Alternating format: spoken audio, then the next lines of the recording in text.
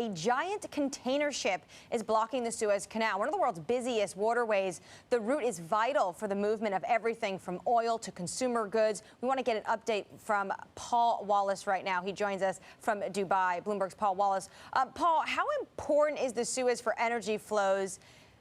Just put that in context for us, and also what this means for the oil markets. It's a crucial artery for world trade. Obviously, container ships, as we've seen from this incident at the moment, it's obviously crucial for them, but also for energy.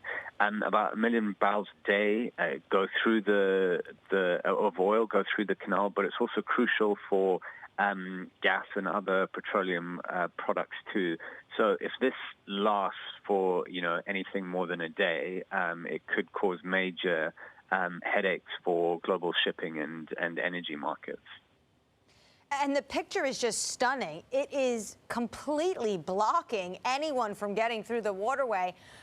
Has this ever happened before that we can learn from the past? Not really. There have been a few incidents where the canal's been blocked for a few hours because of container ships getting stuck, such as in 2016 and 17. But you have to really go all the way back to the late 60s and early 70s for the last major blockage of the canal, and that was around the time of the Six-Day Arab-Israeli War and the Yom Kippur War.